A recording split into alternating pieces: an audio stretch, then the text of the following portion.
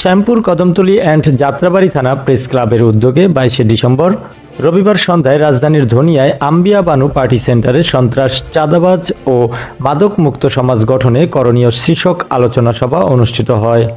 উক্ত অনুষ্ঠানের প্রধান অতিথি হিসেবে উপস্থিত ছিলেন ঢাকা 5 আসনের প্রধান সমন্বয়ক ও ঢাকা মহানগর দক্ষিণ বিএনপির সাবেক সিনিয়র যুগ্ম আহ্বায়ক আলহাজ নবিউল্লাহ নবী। এ সময় উক্ত অনুষ্ঠানে নবিউল্লাহ নবী তার বক্তব্যে বলেন,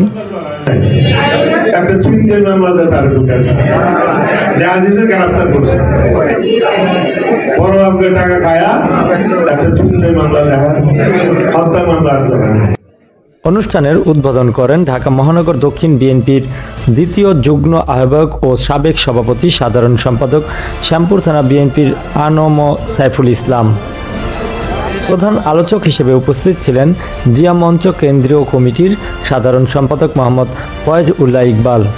অনুষ্ঠানের সভাপতিত্ব করেন শ্যামপুর কদমতলী অ্যান্ড যাত্রাবাড়ি থানা প্রেস ক্লাবের সভাপতি এবং দৈনিক স্বাধীন সংবাদ পত্রিকার সম্পাদক ও প্রকাশক মোহাম্মদ আনোয়ার হোসেন আকাশ।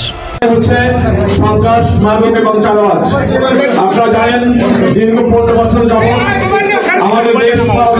উক্ত অনুষ্ঠানের সঞ্চালনা করে থাকেন ঢাকা মহানগর দক্ষিণ ছাত্র দলের সাবেক সহসভাপতি ও শ্যামপুর কদমতলী অ্যান্ড যাত্রাবাড়ি থানা প্রেস ক্লাবের সিনিয়র যুগ্ম সাধারণ সম্পাদক মোহাম্মদ এমদাদুল হক মিলন।